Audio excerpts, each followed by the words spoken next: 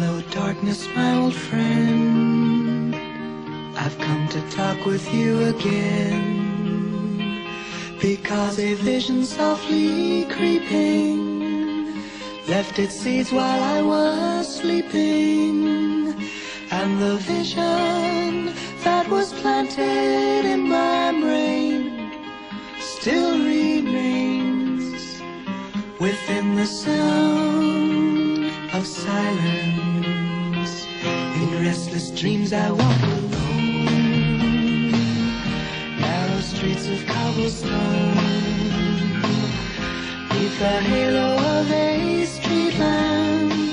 I turn my collar to the cold and damp, when my eyes were stabbed by the flash of a neon light that split the night and touched the sound of silence.